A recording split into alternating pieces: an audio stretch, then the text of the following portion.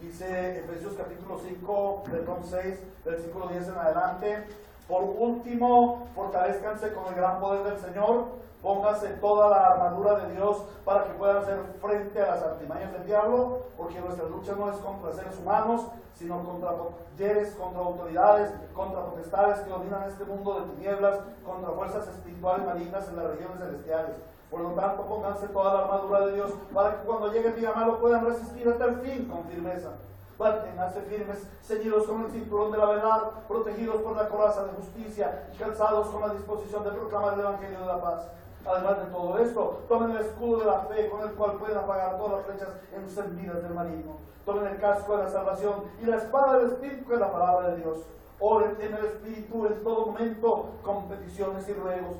Manténganse alerta y perseveren en oración por todos los santos. Oren también por mí, para que cuando hable Dios me dé las palabras para dar a conocer con valor el misterio del Evangelio, por lo cual soy embajador en cadenas. Oren para que lo proclame valerosamente como debo hacerlo. Palabra de Dios. Amén. Muy bien, amados hermanos. Tomen asiento, pero no se sientan cómodos. Que el Espíritu Santo nos incomode, que el Espíritu Santo nos estremezca esta mañana. Entonces continuamos con nuestro estudio bíblico titulado La mortificación del pecado. En la mortificación del pecado, en el tema bíblico de la mortificación del pecado, entramos a la tercera sesión, venciendo a nuestro enemigo el pecado. Y este es el séptimo sermón que el Señor nos permite presentar en la exposición de su palabra, venciendo a nuestro enemigo el pecado. Y el título de hoy, para los que han seguido la secuencia, es La acción del creyente. La acción del creyente. En nuestro estudio acerca de la mortificación del pecado, en la cómo vencer a nuestro enemigo el pecado, ya hemos visto el ejemplo del Señor Jesucristo. Cómo el Señor Jesucristo nos da ejemplo a través de, ¿recuerdan cuando Él sufrió la tentación? Cuando fue tentado por el diablo, entonces, cómo Él nos da ejemplo. Pero también hemos visto la acción de Cristo en favor nuestro para la mortificación del pecado. Y la semana anterior estuvimos en las dos enseñanzas meditando en la acción del Espíritu Santo en la mortificación del pecado. Ahora vamos a ver la acción del creyente. ¿Qué papel juega el creyente en la mortificación de su pecado? Al conocer la voluntad de Dios respecto de la salvación y de la santificación de sus escogidos, y al ver que todo es por la gracia de Dios, es un regalo de parte de Dios para nosotros, entonces decimos, ¿cuál es la acción del creyente en la mortificación del pecado? Y nos surgen una serie de preguntas. No sé a ustedes, pero a mí me han surgido. Y sé que muchos de ustedes también han pensado, muchos de ustedes que están viendo el video por YouTube, lo han pensado y se han preguntado, bueno, Dios es todopoderoso. Si Dios es todopoderoso y nos da la gracia, el regalo de salvación, ¿por qué Él no concluyó absolutamente su obra salvífica en nosotros, librándonos totalmente del pecado? Entonces, ahí doy una respuesta que siempre doy cuando hacemos la pregunta ¿y por qué? A mí me parece que cuando nosotros hacemos la pregunta al Señor ¿y por qué? Estamos tentándole, estamos como atravesando o entrando a un lugar que Él no nos ha permitido. ¿Quién soy yo, barro, para decirle al alfarero por qué? La pregunta no es por qué, amados hermanos. La pregunta es ¿y para qué? ¿Y para qué, Señor? Bueno, otra pregunta es, ¿la mortificación del pecado es una obra de Dios? ¿Es una obra del creyente? ¿O es una obra conjunta? ¿Cómo será el asunto? ¿Es una obra conjunta entre Dios y el creyente? ¿Es una sinergia? Es una pregunta. Pero esa pregunta me lleva a otra. Si es una sinergia, si es una obra de parte de Dios, de parte del Espíritu Santo, de parte de Cristo el Señor, pero también es una obra mía como creyente, ¿será que el poder del pecado o el poder de Satán limita el poder de Dios en la vida del creyente? ¿Será que la libre voluntad del hombre para pecar es una barrera contra Dios? De ninguna manera. Y la respuesta, la única respuesta válida ante estas preguntas es que Dios lo ha establecido así en su plan divino. A Dios le plació que el hombre fuera redimido, que sus escogidos fuésemos redimidos. Pero de igual manera a Él le plació dejar en nosotros un pecado remanente. Como les digo, ¿por qué razón? No es para nosotros el saberlo. La razón es única, porque a Él le plació y punto. Nadie puede inquietarle al respecto, nadie, ni ángeles, ni hombres, ni santos, ni ángeles, nadie puede inquietarle a Él por eso. A Él le plació y punto. Pero, más bien en el para qué sí surge algo, y es que Dios lo estableció así en su soberano plan. Y es una gracia de Dios, y siempre debemos mirarlo como una gracia de Dios, porque el Dios de la Biblia, el Dios nuestro Redentor, es el Dios de gracia. Y es una gracia que Él nos da de dejar un pecado remanente en nosotros, que en esta vida continuemos con un pecado remanente. Y esto, hasta donde me alcanzo yo a mirar, o alcanzo a mirar la palabra y a entender en mi corto entendimiento la palabra, creo que es el privilegio que el Señor nos da de evidenciar nuestra identidad con Dios, nuestra identidad con el reino de Dios, mediante la contienda espiritual en contra de nuestro enemigo pecado. Y debo decir que la mortificación del pecado no es una obra conjunta, no es una obra conjunta entre Dios y el hombre, porque entonces estaríamos como derribando las doctrinas de gracia de Dios, ¿cierto? Estaríamos derribando el atributo de Dios de Todopoderoso, estaríamos derribando el hecho de que Dios habita por la fe en nuestros corazones en la persona del Espíritu Santo, y el Espíritu Santo, siendo Dios, es todopoderoso. Entonces Él no necesita la ayuda de ningún hombre. Bueno, pero entonces, ¿por qué el hombre debe tener acciones de mortificación del pecado? Por una sencilla razón. Es la evidencia de que el Espíritu Santo está obrando en el creyente. Hermanos, de ninguna manera es una acción tuya. Es la acción del Espíritu Santo obrando en el creyente. Y eso me debe dar a mí, como creyente, una gran seguridad.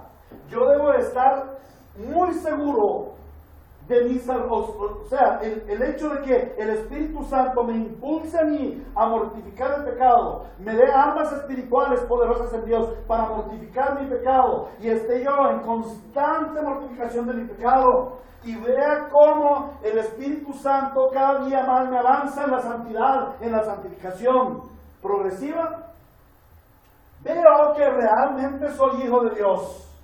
Y eso me afirma cada día más para pararme más poderosamente frente al pecado. No como una acción mía, sino como una evidencia de que el Espíritu Santo está en mí. En realidad, no soy yo el que lucho contra el pecado, es el poderoso Espíritu Santo en mí, quien me conduce, quien me impulsa, quien me da fortaleza, quien me da sabiduría para enfrentar a mi enemigo, el pecado. Entremos pues a considerar, a la luz de este texto bíblico, el aspecto de la lucha del creyente en contra de su pecado. Y en el sermón de esta mañana contemplaremos 3 aspectos derivados del texto. En primer lugar, veremos la lucha del creyente.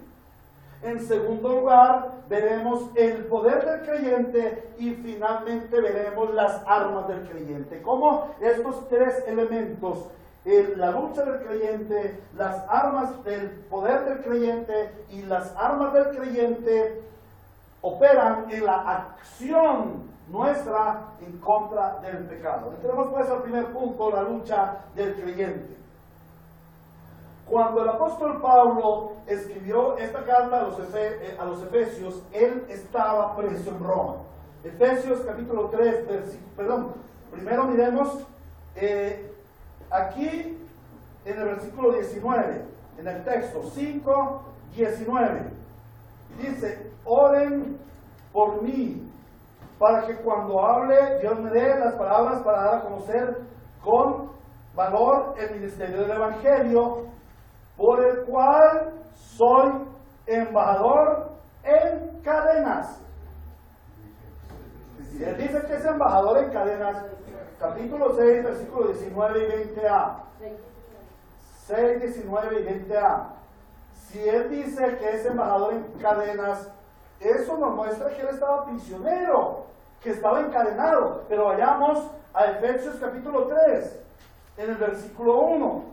Dice el Señor, por esta razón, yo, Pablo, prisionero de Cristo Jesús, por el bien de ustedes los gentiles, me arrodillo en oración. ¿Ah?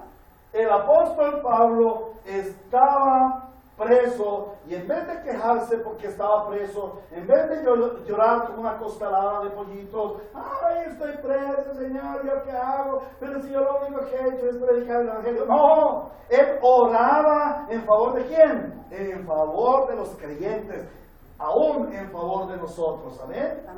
Entonces, él, en medio de esa tribulación, en medio de esa condición, él algunas veces tenía que estar encadenado a un soldado romano. Y préstame el Salomón, a él se le ponía un grillete, ahí yo por ejemplo el soldado y el apóstol Pablo, y entonces para que el apóstol no se escapara, tenían que andar así siempre, ahí con los grilletes, encadenado. ¿Y quién se soltaba de ahí? ¿Cierto?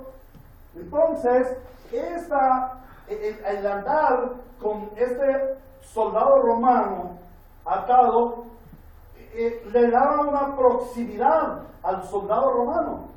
Y el apóstol Pablo, que no era bobito, iluminado por el Espíritu Santo, empezó a analizar estos asuntos y empieza a compararlo con nuestra lucha contra el pecado. De una parte, el hecho de estar encadenado a su guardián, que era enemigo. El guardián era enemigo, ¿cierto? Era el opresor, era el tirano del Imperio Romano. Lo recordaba, le hacía recordar que así está el creyente, todavía encadenado al tirano llamado pecado. Y como encadenado al tirano pecado siempre tiene una lucha espiritual contra él. Pero por otra parte también el apóstol Pablo podía observar muy de cerca y constantemente la vestimenta de ese soldado al cual estaba ligado, ¿cierto? Y entonces se recibe la inspiración del Espíritu Santo para hacer una analogía de la vestimenta espiritual de la que el creyente ha sido revestido por Dios.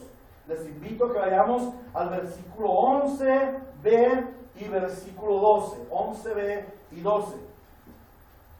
Dice así: para que puedan hacer frente a las artimañas del diablo, porque nuestra lucha no es contra seres humanos, sino contra poderes, contra autoridades, contra potestades que dominan este mundo de tinieblas, contra fuerzas espirituales malignas en las regiones espirituales.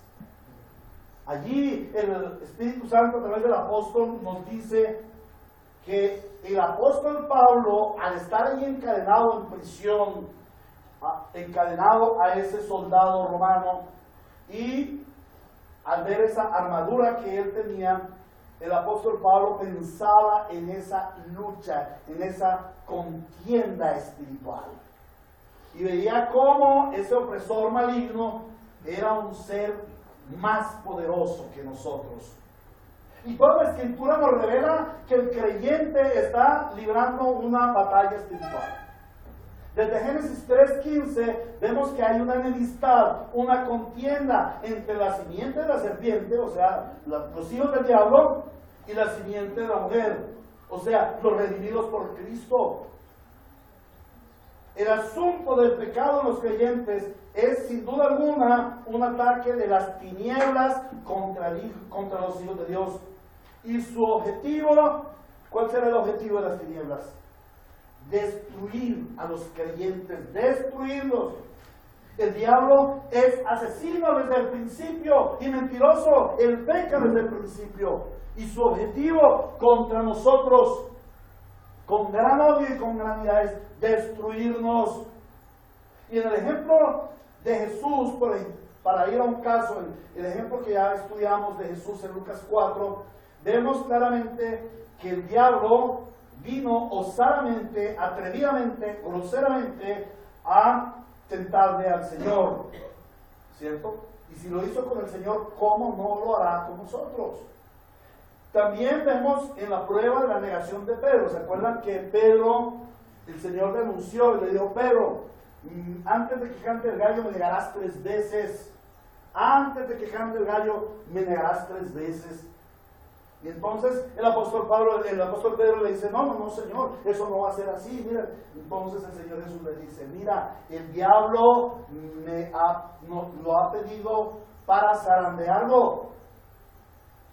Era un zarandeo del diablo. Ahora, vemos también que en el caso de Judas fue el diablo quien le dominó y entró en él para hacerle cometer el crimen, aquel crimen de vender al Señor Jesucristo por 30 monedas.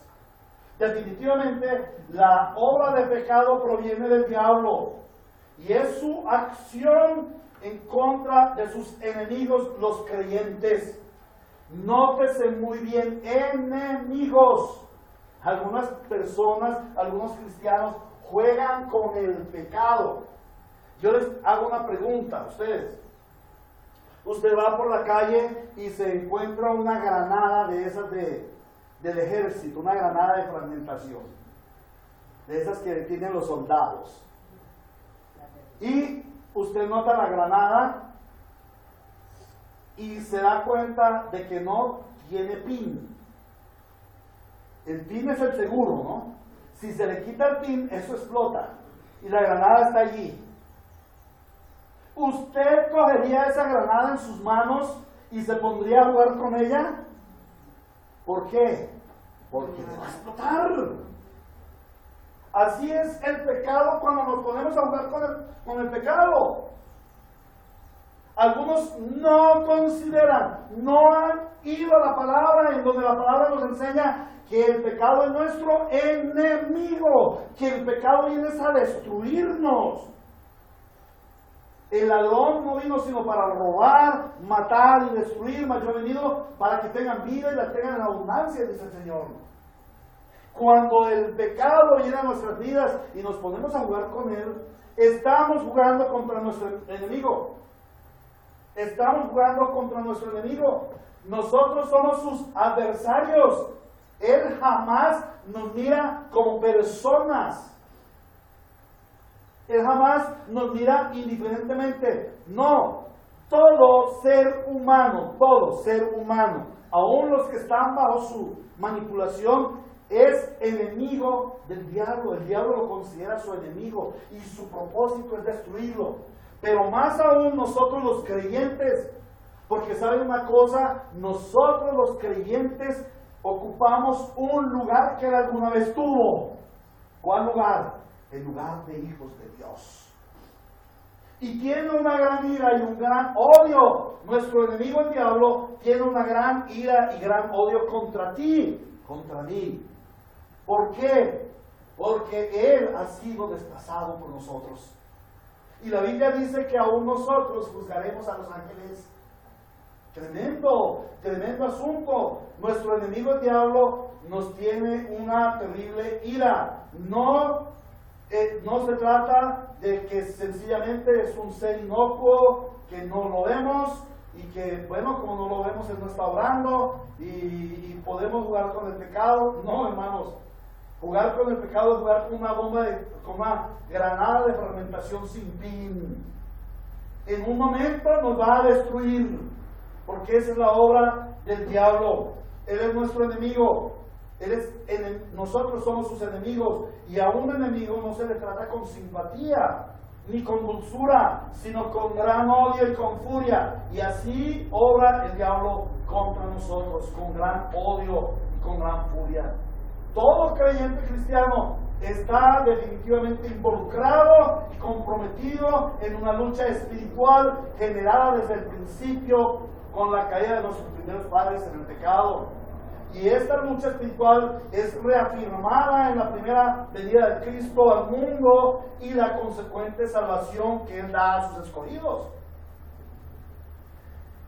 La lucha que nosotros libramos tiene que ver con el pecado remanente, que es parte de esa naturaleza corrupta que gobernó nuestro pasado y que aún se levanta abruptamente en nuestros corazones mediante artimañas y astucias de nuestro enemigo el diablo para impulsarnos a pecar. Ahora debemos saber algo que lo he dicho varias veces. Nuestro enemigo el diablo puede tentarnos, nuestro enemigo el diablo puede oprimirnos, pero nunca nuestro enemigo ni su huésped, los demonios, podrá poseernos, porque nosotros ahora somos posesión de Cristo el Señor. Él nos compró. ¿Recuerdan? Primera de Pedro, capítulo 2, versículo 9. Mas vosotros sois linaje escogido, real sacerdocio, nación santa, pueblo adquirido, comprado por Dios.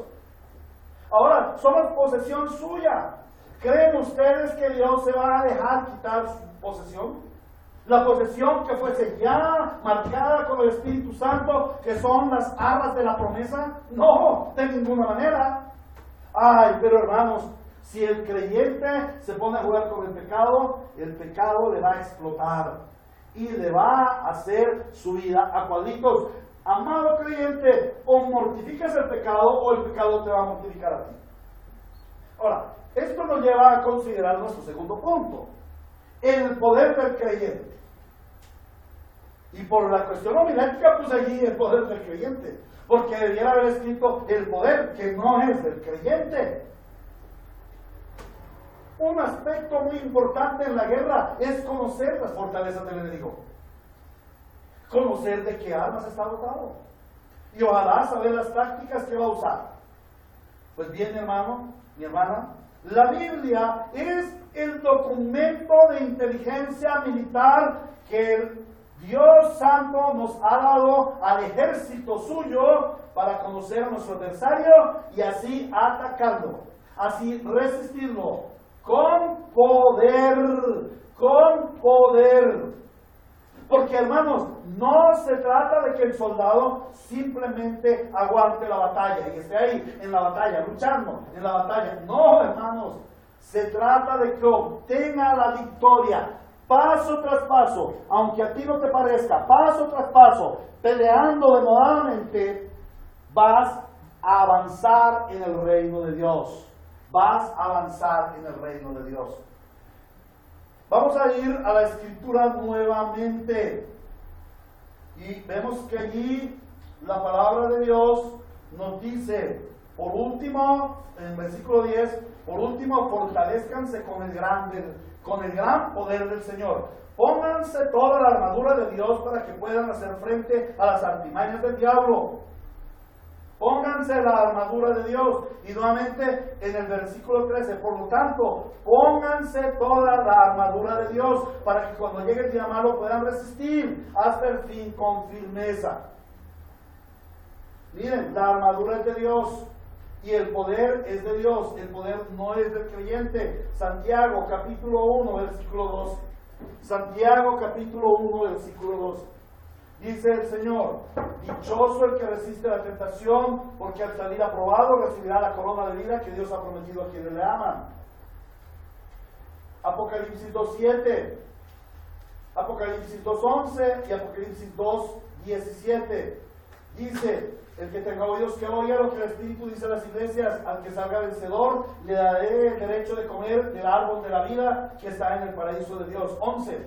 El que tenga oídos que oiga lo que el Espíritu dice a las iglesias. El que salga vencedor no sufrirá daño alguno en la segunda muerte. Versículo 17. El que tenga oídos que oiga lo que el Espíritu dice a las iglesias. Al que salga vencedor le daré el maná escondido y le daré también una piedrecita blanca en la que está escrito un nombre nuevo que solo conoce el que lo recibe. Sí, la palabra de Dios nos refiere que nos estamos enfrentando a un enemigo poderoso, a un enemigo muy destructivo, que ha sometido y ha destruido a millones de hombres en toda la historia de la humanidad. Y que solamente ha existido un hombre que ha podido ganarle la batalla en sus terrenos. Ese hombre es Jesucristo, el Señor. Pero Él nos ha delegado el poder. El poder con el cual Él venció a nuestro enemigo el pecado, a nuestro enemigo el diablo, a nuestro enemigo la muerte. Él nos ha delegado ese poder, lo que en griego se llama un poder exousia, un poder delegado, un poder recibido. ¿Por qué un poder recibido? Porque nosotros no lo tenemos personalmente, no pertenece a nosotros. Ahora, ¿ese poder para qué es? ¿Para que nosotros peleemos? ¿Para que nosotros peleemos? ¿Para qué es? Para mortificar. Para que nosotros tengamos la victoria. No es para que peleemos, es para que tengamos la victoria, porque ya tuvo la victoria y nos la ha dado a nosotros. Así como nos ha delegado el poder, también nos ha dado la victoria. Pero es una victoria en avance, es una victoria en lucha. ¡Cuán glorioso es el ejército que sabe que ya está ganada la batalla! Porque va paso firme adelante. Pero qué triste el ejército que llega a saber que ya está derrotado y que está exhalando los últimos suspiros y que ese batallón es el único en ser derrotado. Todos sus soldados estarán desmotivados y finalmente tirarán sus armas, alzarán sus manos y se entregarán al enemigo. Porque tienen ya la derrota previa. Pero el ejército de Dios, el ejército de Cristo, ya tiene la victoria. Hemos vencido por Cristo Jesús. Amén. Amén. De nuevo les invito a leer el versículo 10.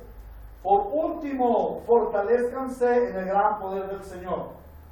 Este por último nos habla de la conectividad que este texto tiene con el resto de la carta, especialmente del capítulo 4 en adelante, donde el Señor da instrucciones exactas para la vida del cristiano, ¿no?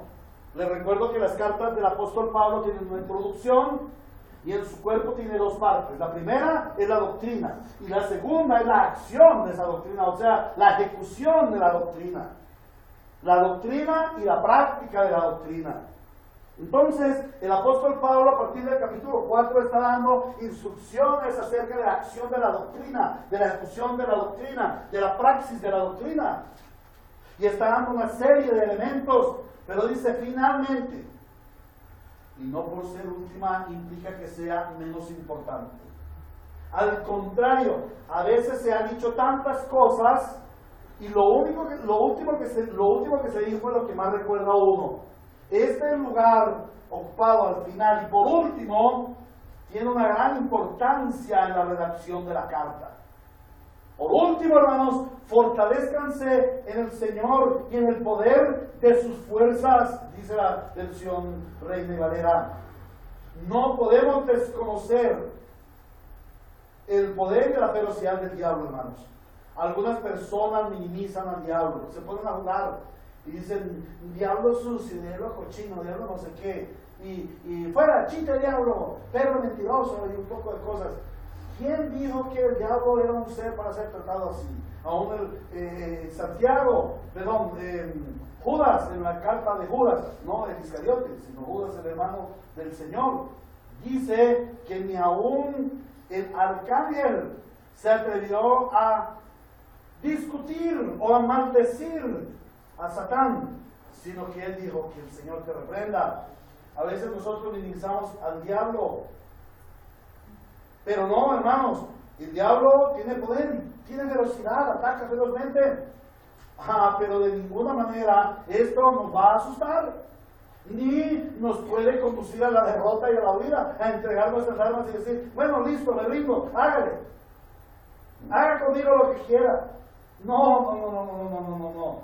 El enemigo es poderoso, pero el Espíritu Santo nos muestra claramente que el creyente cristiano no está ni va a estar sometido a ese poder del maligno. ¿Por qué? Porque hay un poder superior operando en el cristiano, en el creyente, y es el poder de nuestro Dios. Fortalezcanse con el gran poder del Señor, y es el gran poder del Señor el que nos da la capacidad para derrotar a nuestro enemigo, el diablo.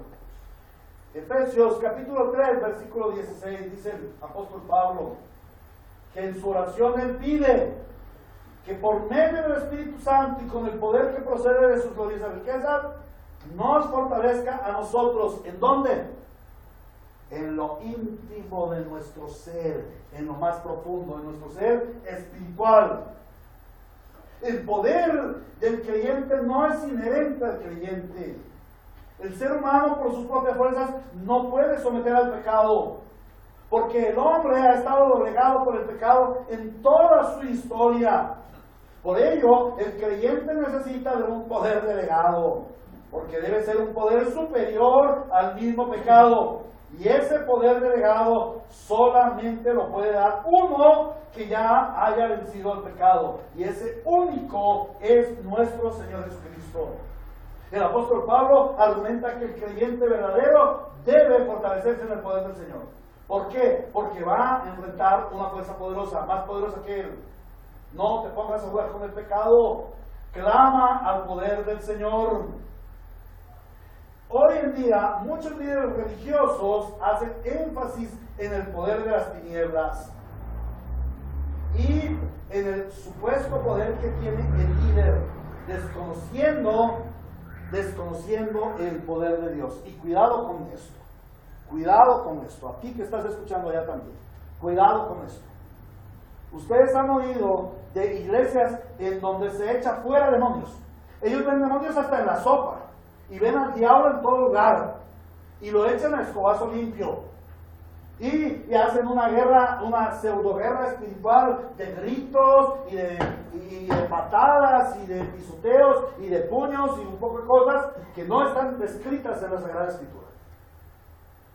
Pero ¿qué es lo que ha sucedido? Los líderes religiosos de estas pseudo religiones o falsas creencias le han dado un gran poder, o le dicen a la gente del gran poder que tiene el enemigo. Pero ese gran poder puede ser contrarrestado por un gran líder, y entonces ese líder va a expulsar el poder del enemigo, ¿cierto? Y ahí tienen engolosinada a la gente. Entonces, los supuestos creyentes, que no son creyentes y ingenuos, acuden a toda hora donde el pastor.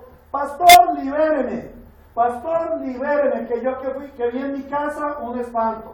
Pastor, libéreme, que esta semana fui tentado y caí. Y entonces el pastor viene y pone las manos y le dice, ya eres libre. Ya eres libre. Escupe, vomita, tose y ya eres libre.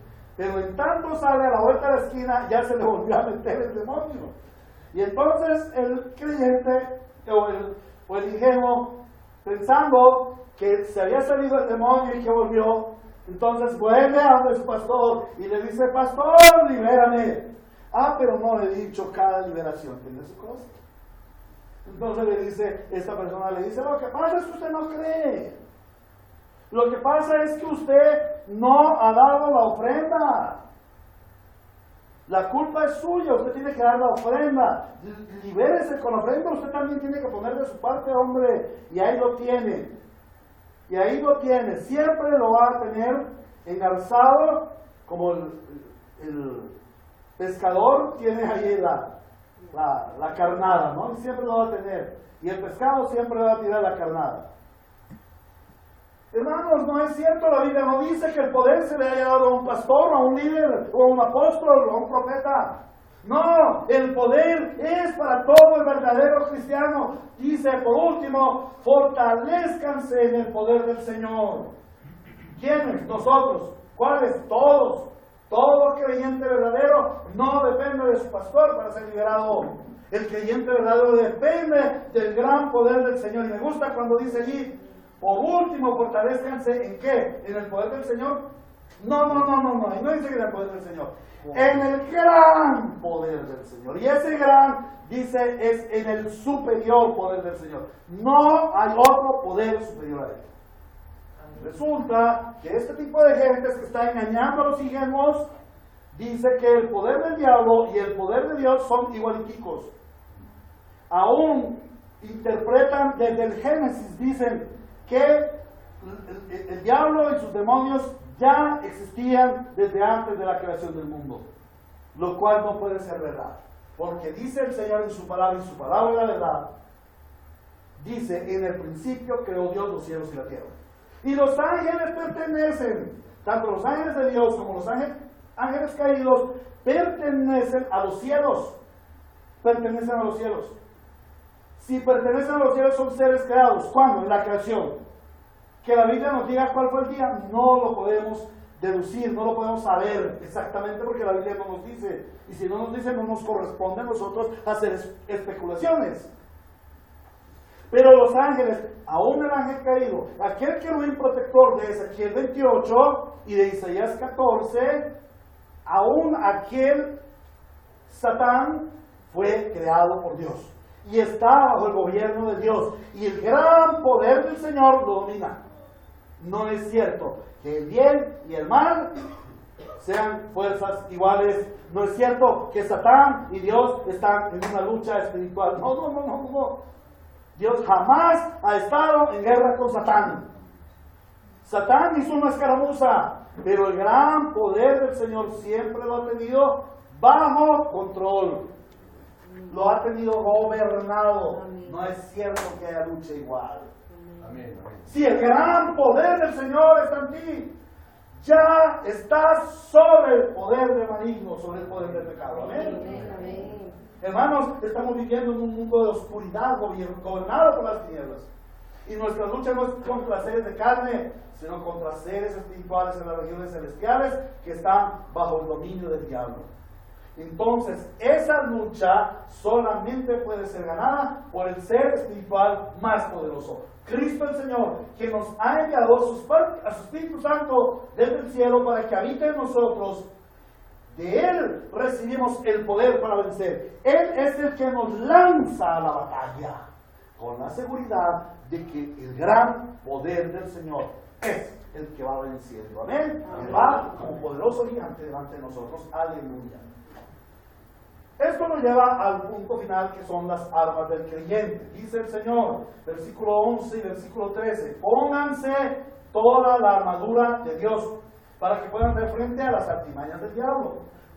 Versículo 3 dice, por lo tanto, pónganse toda la armadura de Dios para que cuando llegue el día malo puedan resistir hasta el fin con firmeza.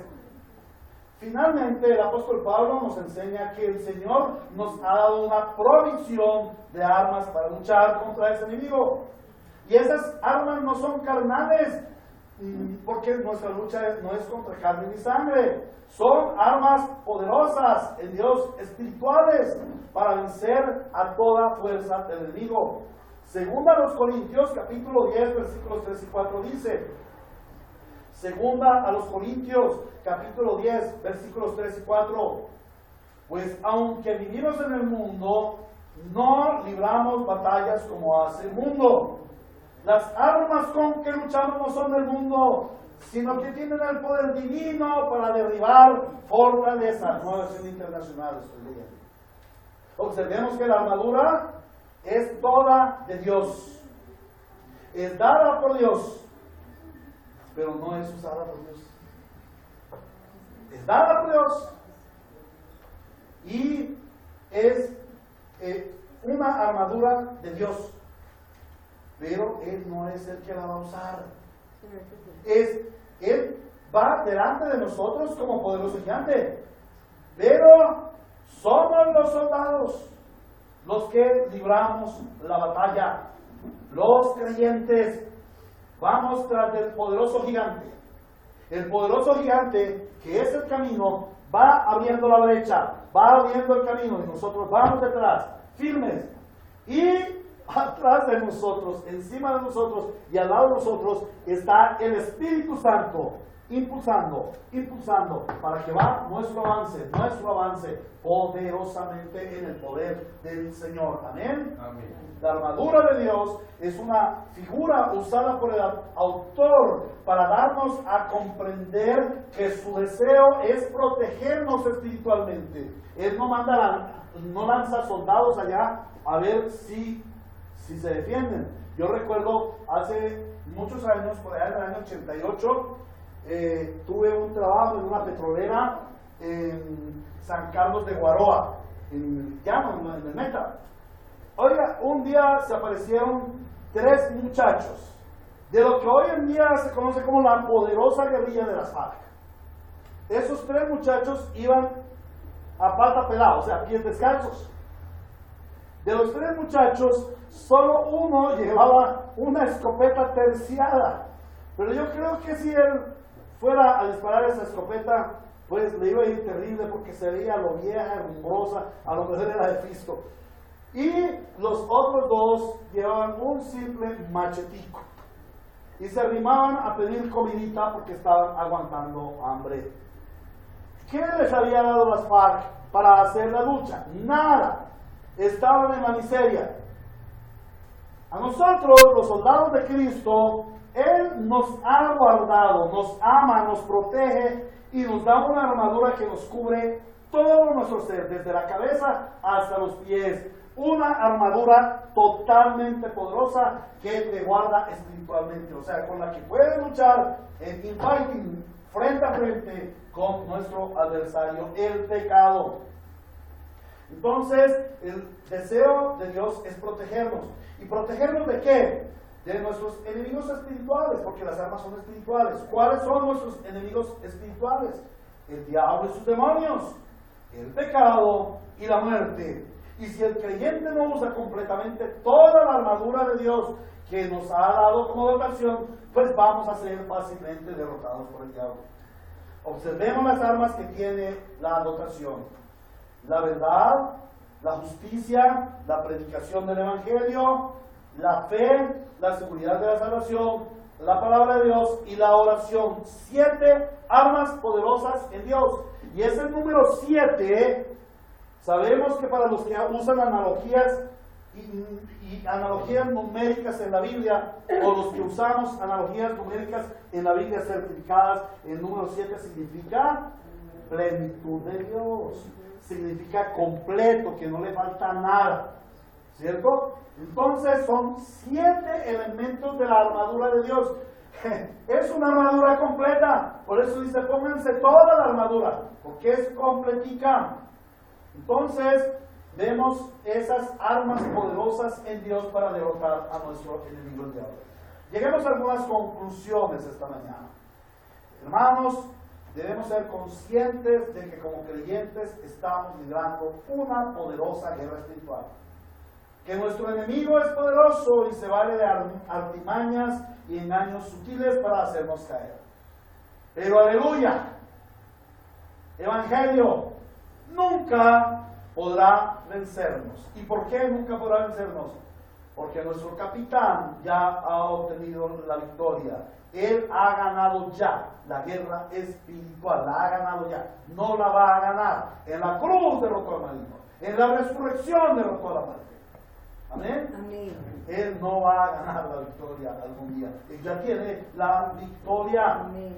Y eso nos hace a nosotros victoriosos. ¿Sí? Victoriosos. Más que vencedores por medio de aquel que nos amó. El enemigo podrá hacernos caer, pero nunca nos va a vencer en la guerra. Cristo ha obtenido su victoria en la guerra espiritual. Sin embargo, nosotros somos permanentemente hostigados por este adversario. Y si no lo mortificamos, Él sí nos mortificará. Esa es la conclusión a la que debo llegar a través de este estudio. Ahora, vamos a continuar, porque hemos leído todo el texto y solamente hemos dado la introducción. En los siguientes sermones, en las siguientes enseñanzas, estaremos aprendiendo acerca de esas 7 armas espirituales y poderosas en Dios, aunque ya en cierta ocasión lo estudiamos profundamente. Ahora vamos a ganar solo dos sermones, pienso yo, podamos ver esas 7 armas espirituales poderosas en Dios y su significado. No nos vendría mal un recordatorio para los que ya estuvimos en esa época, pero una comprensión total para los que no estaban en esa época. Ahora, ¿cómo vamos a aplicar la palabra de Dios a nuestras vidas? ¿Para qué es útil lo que hoy hemos visto de la palabra del Señor? En primer lugar, quiero hacer un llamado a los que aún no han creído. Siempre en nuestras reuniones vamos a tener como el salón dividido, ¿no? De una parte los que no han creído y de otra parte los santos y creyentes. ¿Cómo sabemos que no has creído? Muy sencillo. Tú no estás librando ninguna batalla contra el pecado. Eres hijo del diablo, estás gobernado por el pecado, estás vencido, eres enemigo de Dios y por esta causa vives una vida desgraciada. La gente se pregunta, ¿y yo por qué? Si trabajo tanto y mi mamá no me alcanza el dinero, mi mujer pelea conmigo, mi hijo está metido en las drogas, y todo lo que pasa, y me siento muy mal, y porque uno no pelecha, y le va mal, y mi vida es triste, y estoy enfermo. Vives una vida desgraciada, porque eres hijo del diablo, amigo del pecado, enemigo de Dios. Pero ese no es el problema, que vivas una vida desgraciada. Lo peor de esta vida desgraciada es tu destino eterno, la muerte eterna, en el infierno eterno. Pero hoy es día de salvación. Al escuchar este sermón, el Señor te dice, ven a mí, corre a Cristo, clama a Cristo por tu salvación, y el poder del Espíritu vendrá a ti, y te dará poder para arrepentirte, y poder para luchar contra nuestro enemigo el pecado. Tendrás una vida nueva, una vida buena y una vida eterna, que solo Cristo, el Redentor, puede darnos, y es la que vivimos los santos creyentes. Corre a Cristo, arrepiéntete de tus pecados, comienza a vivir la vida nueva que Dios tiene para ti. Pero en segundo lugar, también quiero hacer un llamado a los que ya son creyentes. Examina tu vida. Siempre la palabra debe llevarnos a un examen de vida. Si el pecado está venciéndote y gobernándote, malas noticias. A lo mejor no has nacido de nuevo. Y tú no necesitas una armadura para luchar. Tú lo que necesitas es una salvación de Cristo, y solo Cristo te puede dar. Hay algunas personas en las iglesias que están engañadas pensando que son creyentes, y mentira, no son creyentes. Ahora, si esto estás sufriendo, no has nacido de nuevo, no puedes librar la batalla, entonces el Señor dice, corre y clama por salvación. Pero si te das cuenta de que tú sí estás batallando, que el pecado es tu enemigo, te das cuenta de que lo que no quieres hacer, eso haces, como dice el apóstol Pablo en en Romanos capítulo 7. ¿Sí? Yo no quiero hacer lo que hago. Y hay una sola cosa, que la ley es buena. Bueno, si tú hallas que la ley es buena, que el mandamiento de Dios es perfecto, y que debes vivir en ese mandamiento, pero no puedes hacerlo, es porque hay una fuerza contra la cual no estás luchando. Entonces el Señor te dice hoy, acude al gran poder del Señor y disponte a pelear la buena batalla de la fe. Y clama al Espíritu Santo que te impulse y que te dé fuerzas y que te ponga la armadura. Ahora, finalmente, si te evalúas, si te das cuenta de que estás en una constante lucha y estás venciendo, date cuenta de que no es por ti mismo, sino que es el Señor que está en ti, que por el poder de tu Espíritu te ha dado la batalla y te ha dado la victoria. Entonces lo que debes hacer es glorificarle a Él y permanecer firme en la batalla. Tristemente he visto muchos cristianos que se glorían en lo que hacen y dicen, yo fumaba y ya no fumo, yo era mujeriego y ya no soy mujeriego. No, eso no lo hiciste. Eso lo hizo el gran poder del Señor. Entonces glorificar al Señor y permanece firme. La palabra dice que cuidado, no sea que también caigas. Amén. Amados hermanos, vemos que la victoria sobre el pecado es una obra del Dios Trino y uno, y ya está efectuada en ti, y la manifestación de esa obra efectuada es que tú luchas contra el pecado denodadamente. Tú mortificas al pecado y no permites que el pecado te mortifique a ti. Amado hermano, la victoria ya está efectuada. Ahora aprópiate de ella en Cristo Jesús por el poder del Espíritu. Amados hermanos, que la Iglesia Bíblica Río de Gracia sea una iglesia llena del poder del Espíritu Santo para pelear la buena batalla de la fe, y que los santos creyentes estemos en una permanente mortificación del pecado remanente. A Dios y solo Dios sea toda la gloria en su iglesia por los siglos de los siglos. Amén. Oremos. Gracias, Señor, por este tiempo de la palabra. Gracias porque, Señor, poderosamente nos has hablado de nuestra lucha contra nuestro remanente